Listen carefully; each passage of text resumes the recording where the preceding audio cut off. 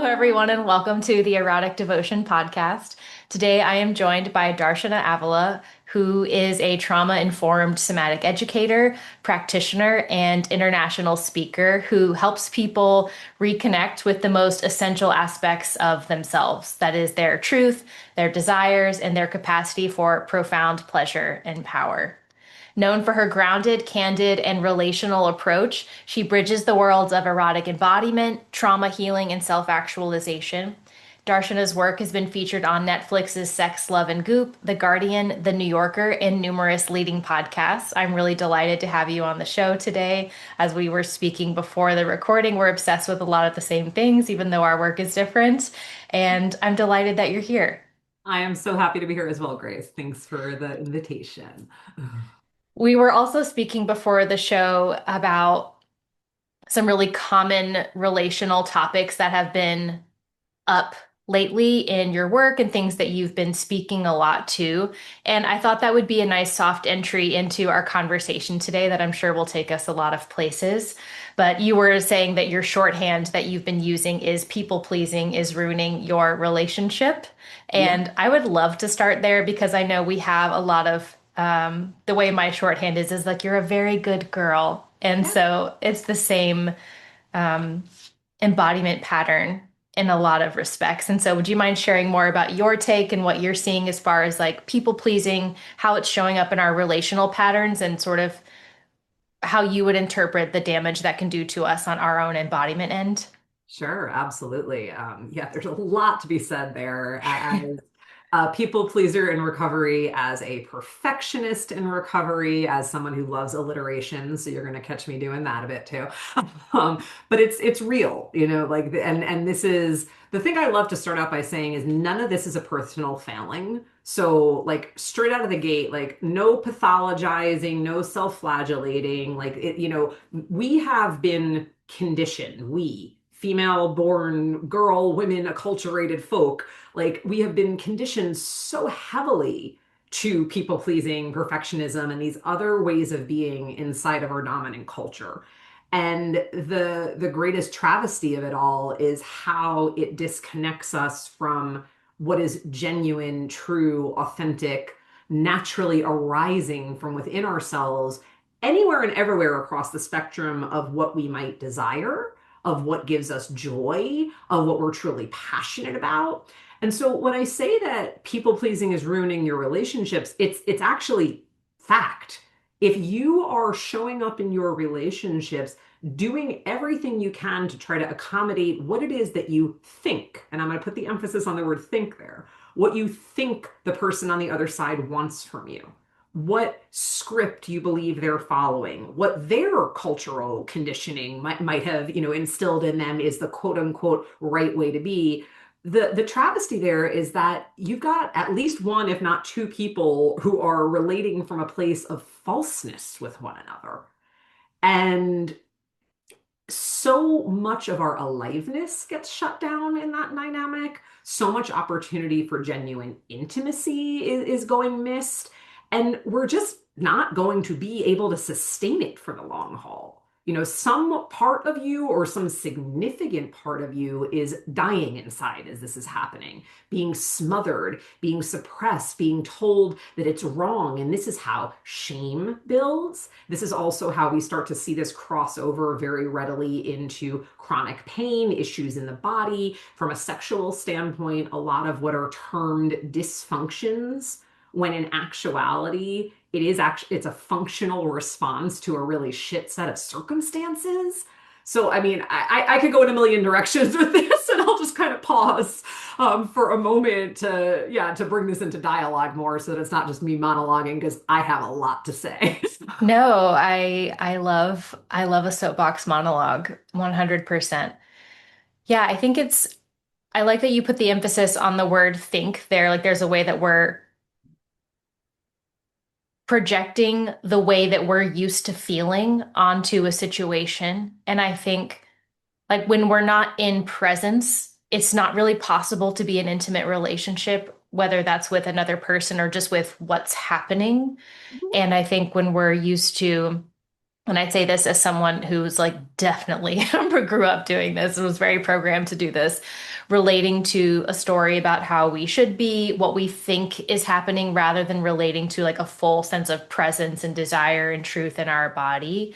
Um, Intimacy is impossible, actually, as you're saying. Like we're relating through this like thick web of like story and shoulds. And I think that really starts to show up, as you know, through like when we start to get like really intimate with people and then we cross into like a sexual or erotic expression with people, we're so disconnected from what it is that we want and who we are that all of the quote dysfunctions start to show up, and then we feel even more confused, even more ashamed. It starts to build this like feedback loop because now we have someone else's shit pattern mixed in with it as well. Could you speak a little bit to that on your end and how you relate to that and see that in your work?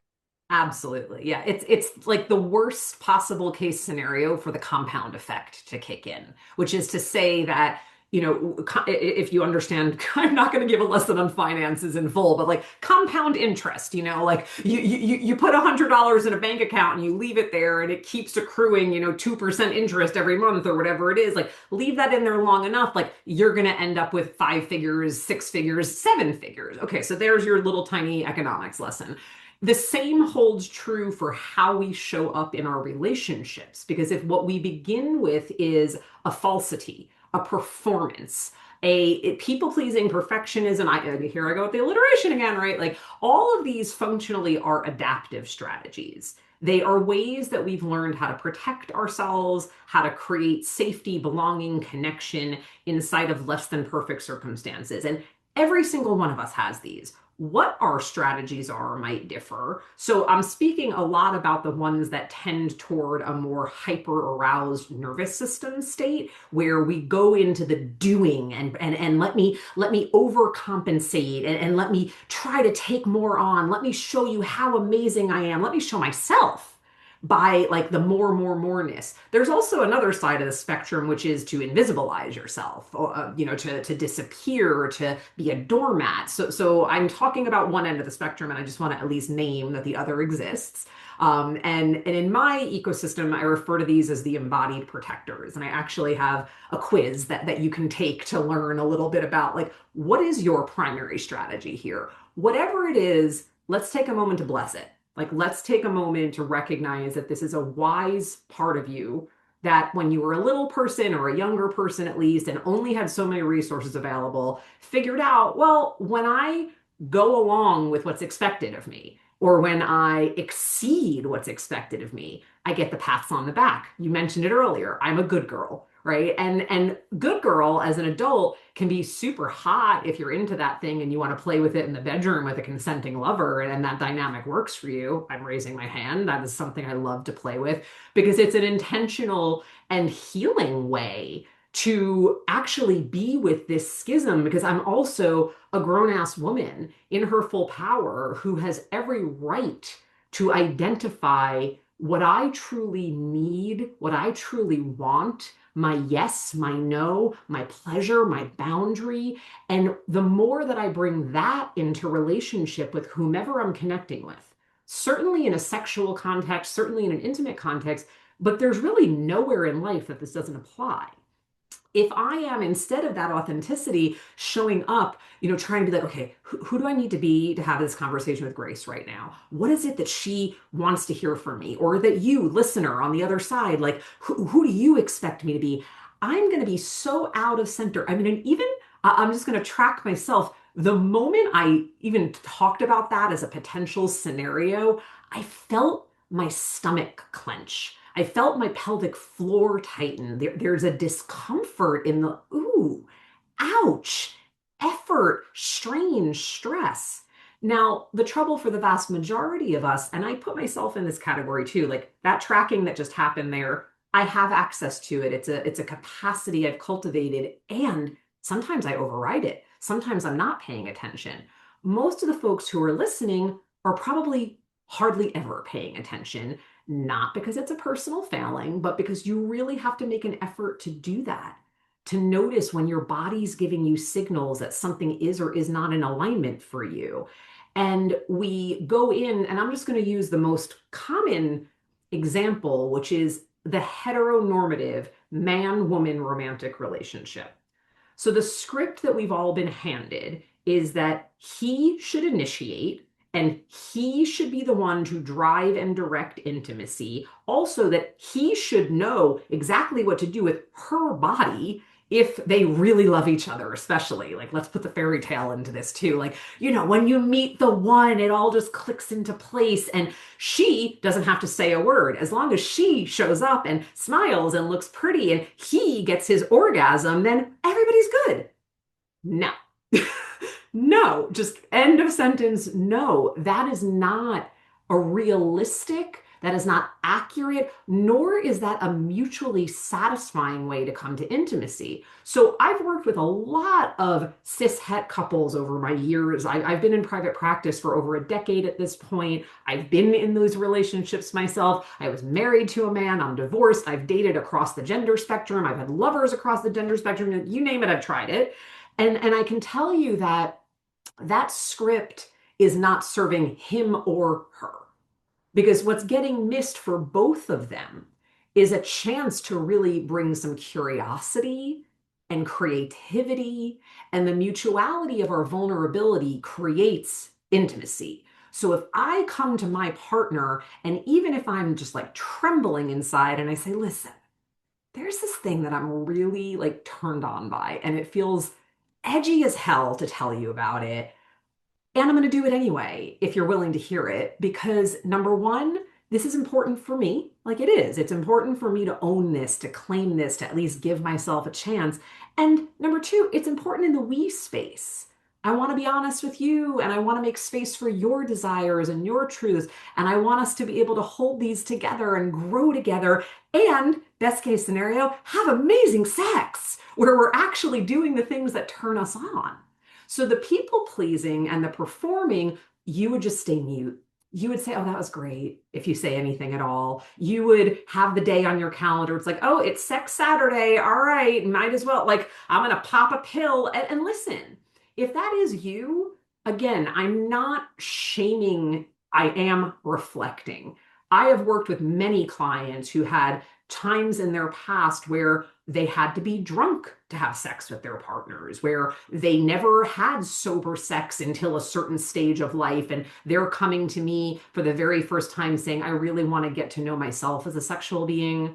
I want to learn what I like in my body because that's the work that I do. I do very hands-on, hands-in, arousal focused work with my clients. And so and so maybe you use substances and that's been part of how you've managed. Maybe you have dissociated during sex and you're thinking about a million other things other than what's going on in your body.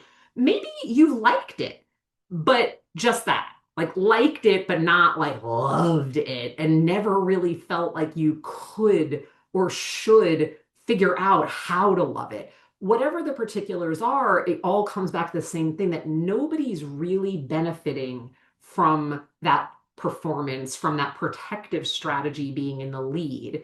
When we learn how to discern that from our truth, or our truth from that, and actually bring authenticity and vulnerability into our relational dynamics, we're opening up a massive field of possibility. And that's just such a beautiful space to be in. Totally. And that's what relation is, I think. And you spoke to so many things there, including like ways that disempowered, to use a Jungian word, like unconscious patterning, let's say like unconscious people pleasing, good girl behavior, and then bringing it back from, and when we inject healing and power and consciousness into that, it can be really like fun. And there's so many ways that we're used to overriding in bodies. I think is, I mean, even as simple as in school, having to like hold your pee when you're in class because you don't have a hall pass or whatever it is. Absolutely. Um, there's all these really small ways that we're used to overriding our system and our desires and our truth, even from just an embodied perspective, that by the time someone's 35 or 40, like it's become such a pattern that it's not noticed. What are some of the things that you find are really helpful when someone has been overriding for such a long time and then like beginning to come into this ability to track, which I call like being able to come into like presence, being like what actually is happening right now. How do you feel right now? Which for a lot of people is a really big jump. Absolutely. And it is presence, and that is a really scary place for a lot of us to hang out. Again, these are protective strategies at their core. So this is why the last thing we want to do is shame them, blame them. We actually like really like need to appreciate how hard these parts of ourselves have worked to create a sense of safety and belonging for us. And with that energy, that's one place to begin. That's actually one big answer to your question, Grace. Like that part should not be skipped over because that changes the whole energetic of the way that you're relating with yourself. So if you're coming in like guns blazing, like, I got to get rid of this tendency, like, ooh, that's not going to go well. Whereas when you actually orient to yourself with some compassion and some gratitude because you've gotten to this present moment thanks to those strategies, not in spite of them, but thanks to. They kept you safe. So let's begin, with giving credit where credit is due. The next place we get to go is slowing down our experience, which really and truly can be a terrifying thing for a lot of people. So simplistic as it could be, it's not complicated. Like when I say slow down, I tend to talk quickly when I'm excited and passionate about something. So I could right now intentionally slow my speech down. That's a form of getting even more present with myself. In that slowing down and bringing my energy level down a notch, I can start to notice in my body on the most surface level of things. I'm standing up as I'm having this conversation. I'm at my standing desk. So it's like, what is my points of contact? It's my feet. So I can bring some attention to like, oh, feet touching floor. That's happening right now. I'm looking at you, Grace, through the camera, and I can notice like I can notice your adornments. I can notice your smile. I could start to focus in on that. Now, I'm using the real-time example of my experience, but to anybody listening, you can do this wherever you are, whoever or is not present. What we're doing is a practice called orienting, which is the most beginning, like builder's block in the world of somatics. And orienting simply means that we start to notice and locate ourselves in space and time, and locate ourselves in relationship is another way to describe that. We're always in relationship with our environment, with place, with other people, with ourselves. So taking just a few seconds, like this does not have to be lengthy, but taking a few seconds to slow down your breathing, slow down your speech, maybe come to silence and simply notice. And I'm turning my body now, looking around. And even though I'm in my office, which is super familiar to me, it's like, all right, oh, my plant's looking good over there. Oh, the light coming in through the window. Cool. Like just being with what's going on is an invitation into presence. So that's a super simple practice anybody can do anywhere, whatever your ability. Take that and apply that to when you are with a lover, with your partner, with a close friend or family member, whoever it is that's another person to person relationship. Could you imagine what possibility might open if we just widen that aperture ever so slightly, that before I jump into conversation with you, or before I say yes to a request or no, or whatever the default is, like I actually slowed down. So this is actually this is the first practice that I give people. Like it's like pause, notice. That's what orienting is about. And this, like I said, it's the most foundational building block for all the wonderful, in-depth, juicy things that I support my clients in, that I explore for myself. It all begins here. 100%. I find that people are often like the questions that people are wanting to get to, the goals, these like big, explosive, ecstatic states of being are like high on the desire list. And then people can get really disappointed when we're like, we need to back like all the way up here to be like, where are you right now? what can you see? Like tapping into this orienting practice, like you're saying, is like, no, we really do need to start here. I know it doesn't look glamorous, and I know you can't logically feel right now how that could potentially get you to squirting one day, but like this is like where you got to get you. This is where you got to start, 100%. and it's Yeah, so important. yeah, I mean, so my body of work, erotic wholeness, when I'm working with my clients, there are four phases to that journey that we go through. And so to your point, it's like we've got like you might want squirting, you might want like here I am in my seductress empowered energy, or you might want to access the fullness of your surrender with a lover, like whatever it is. I'll tell you where you're starting if you walk into my office, and that is laying on my table, fully clothed in relative stillness, doing some really subtle energy, body, and nervous system tending and repatterning. And consistently, I mean, it's like a watching paint dry type of thing if you're looking at it from the outside, but consistently, my clients are wowed by what can happen in that slowed down space. And what's also going on is co-regulation. So if that's a term that someone listening isn't familiar with, what it means is that me as the practitioner, I'm using my well-regulated nervous system. I'm using my capacity for presence in that moment to like support my clients in accessing a similar state. And for many of us, and again, I include myself, so this is something like I'm real big on please do not put any of us, no matter how amazing we may be, and I am amazing, I'm very good at what I do, like, and I'm good at what I do because I've been on this journey and gone so deep with my own healing and exploration. I have not mastered it. I will never be done. And that's an important thing for us to all know that this is a constant emergent process. And yes, we do grow new capacities. And yes, we see transformations happen. And yes, there's still more.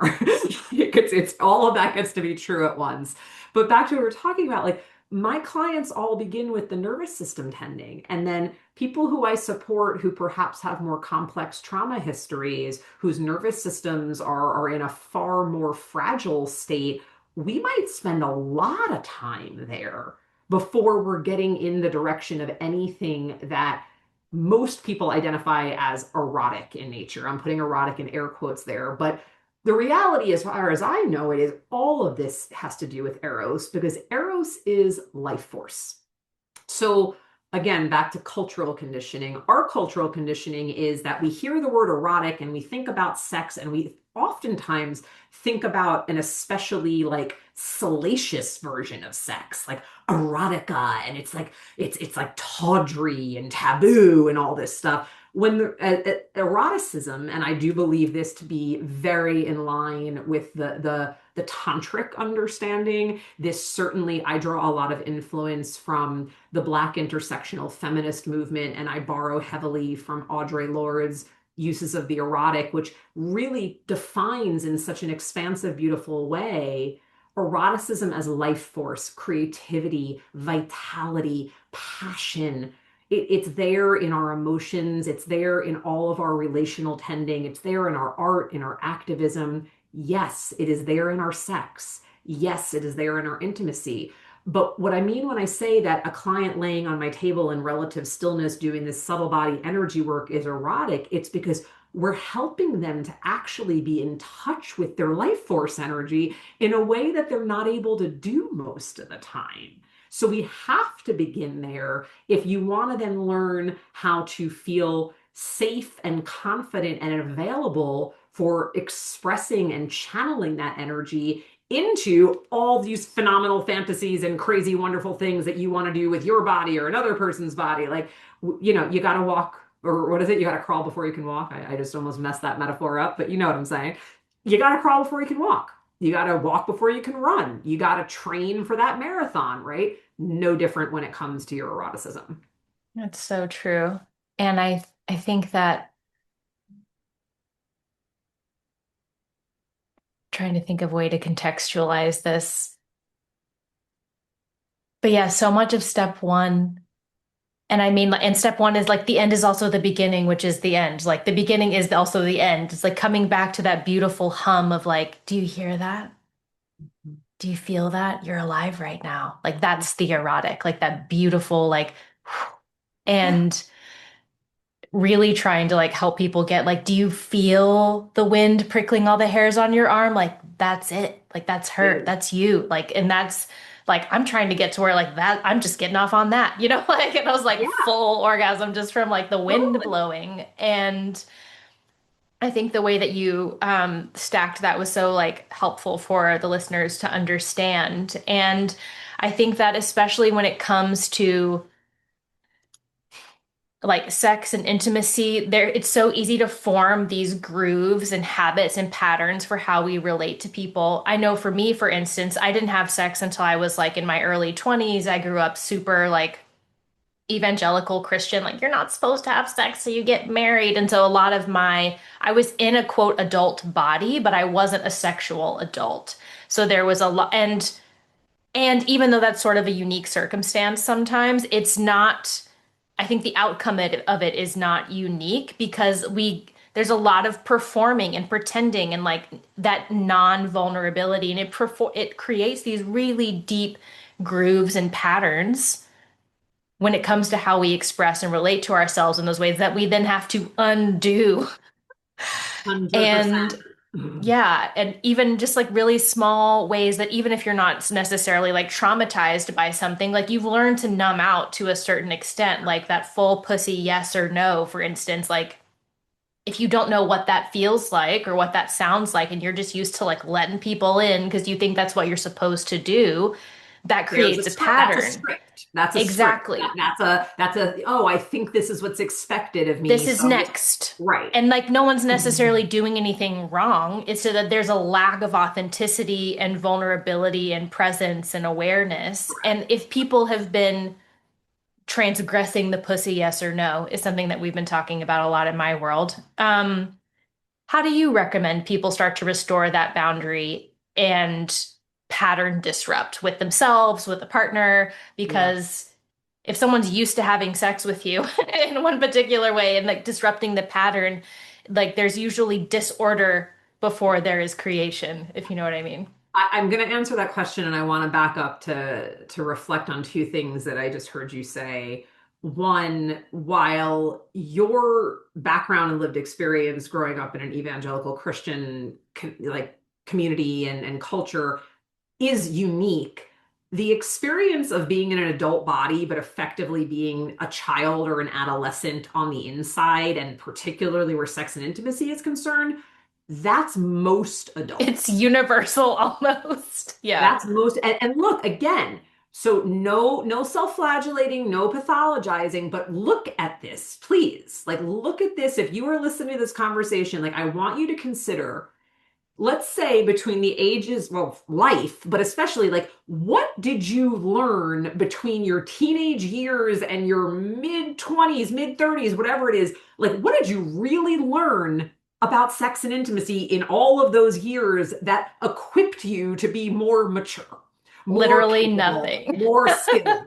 You and most people. Yeah. So this it's patho-adolescence, and we move around the world in adult bodies when the reality is we have not been initiated, we have not been educated, we have not been mentored. So I do these things with my clients now, but I'm mentoring and guiding and supporting people in their 40s, in their 50s, in their 60s, like when could you imagine the world that we would be living in if this was actually the education that we got during our adolescence, during our formative years? So that's a whole tangent I'm going to not actually go down, but I just wanted to kind of reflect that that's not the circumstances of your upbringing have a particular flavor. And I've worked with a lot of clients with religious trauma, and that is a form of trauma for many people. Let's make no mistake about that. And yet, the experience is more common than you might think. The other is you use the description of like a groove, and that's actually real, which is to say, in your brain, the neural pathways that get wired into our brain around sex, there's it's our brains are and aren't very complicated. I mean, they are like the most like magnificent machine that ever there was. So in that regard, absolutely complicated. But in this particular instance, We're wired for efficiency and familiarity, which is to say that if you have six routes that you could take between your home and your office, but you always take the same one, you're gonna keep taking the same one if you're doing it like unconsciously or by default because it's familiar, it's efficient. You don't have to think about, do I make a left here? Or, oh, there might be that detour there. Like, no, I'm just gonna go the way that I know. Our brains do this about sex. So the way we have sex, it literally does get woven down into our brain or trodden down into our brain. I like to use the metaphor that those neural pathways are like going into a beautifully maintained national park, although God knows what's happening in our current political climate to our national parks. But like you go and they've got like this beautiful boardwalk and the guardrails and the signage and everything's neat and clean and orderly, and you just walk down that path. That is the familiar route. Let's say you want to try something new. You want to have a different position. You want to bring a vibrator in. You want to role play. You want to figure out if you're masturbating. Oh, I've always lain on my back. What if I lay on my belly? Anything novel. You're getting out your machete and you are bushwhacking through the jungle as far as your brain is concerned because that neural pathway is not laid down. So it's real. Like I use the metaphor of scripts. I'm using this one of the pathway. These are good ways to understand what's going on here because that wiring for familiarity and efficiency is working against us when it comes to having a more authentic, creative, robust experience of our own aliveness, of pleasure, of partnered sex, of soloed sex. It's working against us, but it doesn't have to. Because by having this very basic understanding of how it works and being on the lookout for that, knowing, okay, yeah, so if I try a new position with myself, this one comes up a lot in masturbation. Like, be forewarned, it's probably not going to turn you on and give you the orgasm that you're used to in the beginning. You've got to give yourself a chance to get acclimated to it. So, this is another place where people kind of go off the rails because they'll try something new once and be like, oh, well, I didn't like that as much. So, I'm going to go back to the old standard.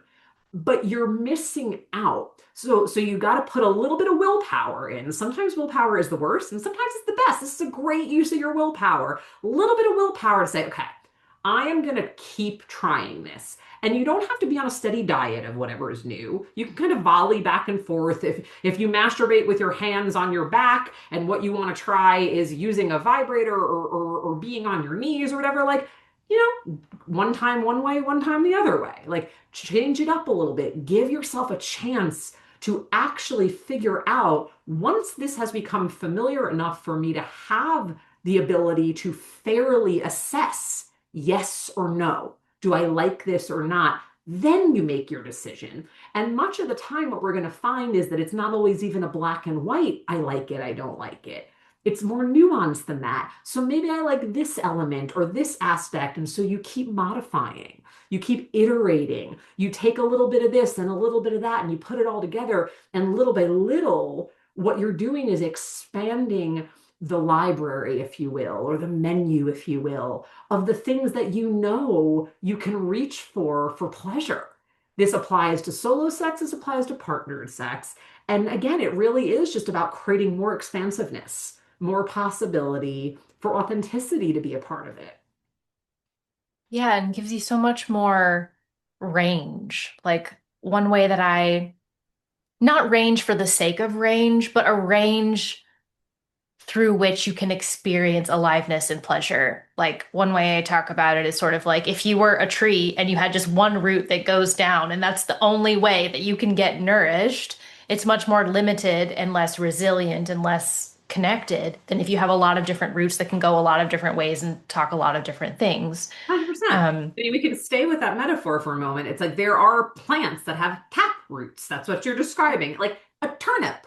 So we know a turnip doesn't grow very tall. I'm a redwood tree lover, some of the most giant beings on the earth. Redwoods send their roots out wide. These 300, 400 foot trees do not have deep roots. They have wide roots. Hmm. Look what comes of that. Like, just to kind of stick with Totally. that metaphor a little bit, because it's real. And drawing inspiration and seeking wisdom and guidance from the natural world, what you mentioned a little while ago about being able to access your ecstasy from the breeze on your skin. Yes, because we're made for that, because we are not separate from, and the natural world, the wild world has so much to offer us and so much to teach us and is so sensual. Oh, good. Hmm. So sensual. Deeply. Yeah. And like it's more than coincidence that like our nerves literally look like tree roots. It's more than coincidence.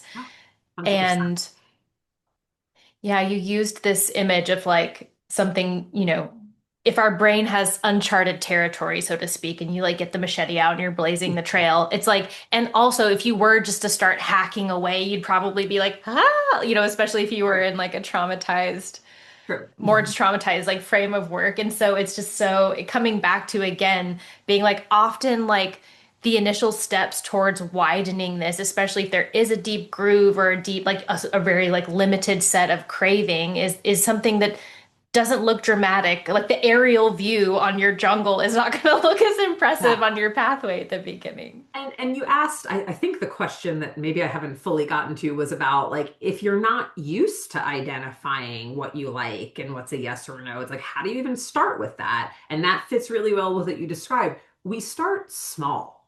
We start simple. So yes, for the sake of this conversation, I'm panning out wide into like all the amazing things that you might, grow toward over time. But in somatics, which is, the word that gets used for body-based healing, body-based wisdom, trauma healing. You see the word somatics associated with all of that. So in somatics, we've stolen a word from the world of chemistry, and that word is titration. It's a concept that means that we go toward the experimental or the growth edge or where the charge is, and then we back away from it into where we know what's going on here. Like so in chemistry, it's like this is the control, and then we're dropping a little something like a little new variable in and seeing what happens. In somatics, what that might look like is we do a small experiment of something new, like we move toward that edge, and then we back it up. So that could be, again, and I'm going to just use some of the same examples I've already used. If you're used to having sex in one position, solo sex, partnered sex, you might do an experiment during a lovemaking session with your partner, during a masturbation session with yourself, where for a few moments you try a new position. It could be that small, and maybe not even the entire time, but just like, oh, well, if we always have sex missionary, what if we try doggy style? Or what if we try like side by side? Or what if, whatever it is that you want, what if I get on top, right? And listen, to someone who's hearing this and that's like, that is so beyond what I'm comfortable doing. Okay, that tells you something about where you're at. So you get to figure out an experiment that does not freak you out. None of this is about busting through your growth edges. None of this is about, okay, I gotta have a catharsis. No. To the contrary, we want small, gentle experiments that can be repeated over time. Because what happens with the repetition is if your growth edge, if the space that you've got between where you are and your growth edge is an inch, just to kind of put this into something that could be, a visual for someone who's listening. So you've got an inch between where you stand and where the edge is right now. And you keep doing that small experiment of new sex position, new sex position. And maybe the first time you stay in that position for 30 seconds. And then you go back to what's familiar and comfortable. And then maybe the next time you're in that new position for 35 seconds. And so that inch has just become an inch and a quarter. And so 35 seconds becomes a minute. And now that inch is an inch and a half. Like these little incremental bits of growth is how we create a sustainable transformation. So when I work with my clients and we do all of that nervous system tending stuff up front, that never stops. It never goes away. We're always including elements of that, even when I'm stroking their pussies and they're having the most mind-blowing cosmic orgasm of their life at a level they never knew was possible. That is not session one. That is not session two. That is not session three. Maybe it's session four or five. And so it's to say, like, we've done that titrating, we've done that little bit of growth and grounding and resourcing, little bit of growth, grounding and resourcing, little bit of growth, grounding and resourcing. And then all of a sudden you look around and you're like, whoa, I'm feeling things I've never felt before. Is that me? Did those sounds just come out of my body? Did I just let myself get that unself-conscious and actually give myself over to my pleasure? Yes, yes, that was you. And Mhm. again, it's like we did not jump to that. We took our time, we were thoughtful and intentional in getting there. Totally. And I think a lot of what is like in the room is where like you're like talking about this journey is that like approaching what is right now from this place of like being an explorer Mhm. rather Yeah. than like an identity. Like, oh, I like this and this is just like who I am. It's like, well, it could be, but it could also just be a groove. It could just be you craving what you're used to. It rather than, and I think having this just whole orientation to it as an explorer, as an experimenter or a Mhm. chemist, is something that's really important. And I love that you're bringing in just like this, anything with the body is going to be something cumulative. Yeah. And it's like I always use the image of a garden. It's like you don't go out and pull weeds once. You don't go out and just like, it's like it's something that it's your role is to just always tend, always tend. It takes Totally. this sort of, you can tell the garden where someone doesn't look at it and the one where someone's out there every day, even if it's just looking and saying Yeah, hello. And absolutely. there's never like a one and done thing with the body. And that's also like the gift of the erotic. Like as long as we're alive, like this is part of our role and our Yeah. experience and what we get to eat from our garden kind of reflects back to us like how we're tending or what we have access to or how well fertilized the soil is, Mhm. etc. Yes, we've just got so many great nature metaphors to I use know here. we're just hitting It's so all the good. It's so metaphors are good. doing really And, well. and there's something else that just bubbled up for me that I want to speak to, which is another thing that might be going on for you out of habit is believing you don't like sex or you're not interested in it because you're in the habit, that familiar groove that's gotten so well worn is sex that you don't actually want to be having, sex that is not worth having, sex that you don't like having, but you've been going along to get along. You've been going along because that's the script that was handed to you. And so it's especially prevalent in women who are in their middle years and have been in longer term relationships and sex becomes a duty. I mean, we speak about that, and I am not someone with a religious background, but the fact that the term conjugal duty, like, ew, fucking ew.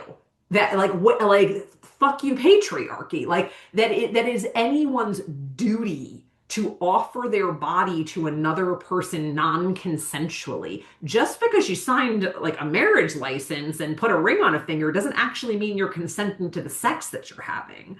And this is where religion can really warp that. But consensual sex means that both people are actually in that exploration together, that experimentation together that we've both spoken to of figuring out where do our desires and boundaries truly overlap with each other. And if one or both parties is not being authentic and honest, there's literally no way to establish consent. So if you, well-intentioned wife, are having sex with your husband once a week, once a month, once a quarter, whatever it is, just to kind of like keep the edge off for him, but you hate what's going on, I want to tell you something. You're not having consensual sex. And that people like really have a hard time with what I'm saying sometimes because it's like, well, does that mean it's rape? No, I'm not saying that. But what I am saying is it's not truly consensual because you're not representing your desires and your boundaries authentically. So there's no way to truly establish consent without that. So a lot of women in particular, although this isn't exclusively gendered, might have a lived experience that leaves them thinking like, ugh, who cares? I don't need sex. Whatever. It's just like so over it. Are we done yet? And that is an indicator not that point blank, you don't enjoy sex and there's no merit from sex. What it means is that you have not been having the kind of fulfilling, satisfying, juicy, delightful, attuned experience that might actually allow you to say, oh, I do like this. And I have a client who had a lot of religious trauma and physical trauma, and what the arc of work that we did, she came in basically being in such a heightened nervous system state that her husband, like touching her on the shoulder, would send her into like intense reactivity. And yet in her brain, she wanted to have sex with him. She loves him, he's kind, she feels safe with him. It was in fact that safety that really let the trauma come far closer to the surface than it ever had. We've worked together over a long arc, and she got to a point I will never forget. It will stay with me forever. Like she's laying on the table and she's like, and I was touching her genitals, not even in a like aggressive, well, aggressive is not the word, but like it wasn't like, ooh, like we really got to get the arousal going. It was just like really gentle and exploratory. And she's like, I think I like this for myself.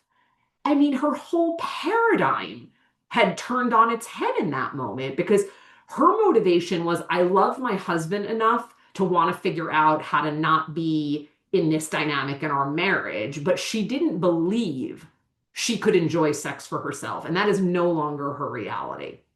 So, Yeah, and I see this show up for people who even have no religious background whatsoever. It's totally. sort of like sex becomes this like gesture Mhm.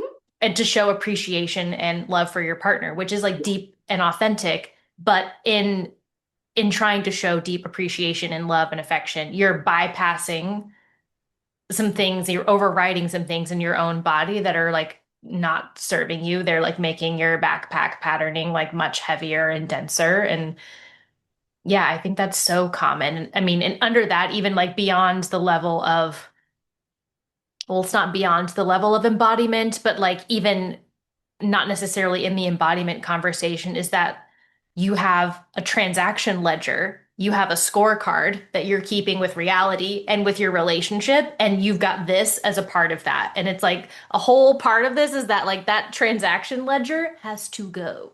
Right. I mean, and if that is not an example of people pleasing, of perfectionism, of performance, of these strategies playing out, also the dissociative ones, the invisibilizing, like all of that could be plugged into, and it doesn't, you don't only have to pick one. Many of us have a whole host of these protective strategies playing out at any given time. There's usually one that's a little bit more of the dominant, right? So it's like, that's what I mean. This brings us full circle in our conversation. When I say that those strategies like people pleasing or ruining your relationship, it's because you just are completely blocking yourself from ever knowing what your true potential is.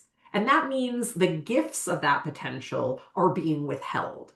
That means the love and the connection and the depth and the intimacy and the joy, the supportedness, the connectedness, all these things that as humans we very, very rightly seek, yearn for, want to feel with another person. Like the reason they're not there isn't only because your partner doesn't know how to touch you or is only in it for themselves. It's you're colluding in this. And the Yes. only thing you can actually control is you. So maybe you want to go take my quiz or something and like figure out like which of these protectors am I playing with right now so that you can start to unwind that for yourself.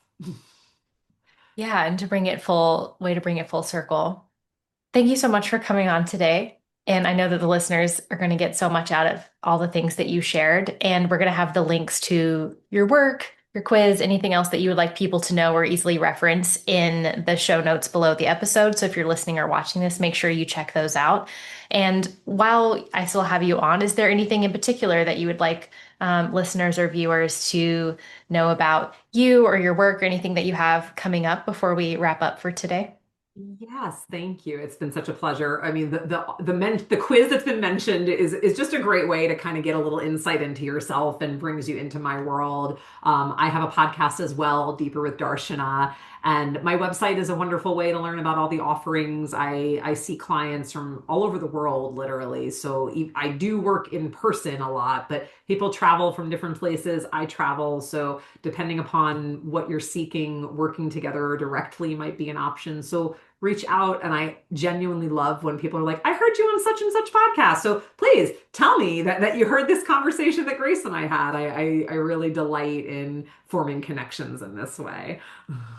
Awesome. Yeah, I'm happy to hear it. And yeah, that's always something that I'm always like putting out for guests that we host is a little sparkliness for all of that, widening the web. So Indeed, indeed. yeah, That's how we create the more beautiful world we want to be living in together. for sure. Darshana, thank you so much for coming on. It's been a pleasure to have you, and I hope to see you again in the future. Thank you, Grace.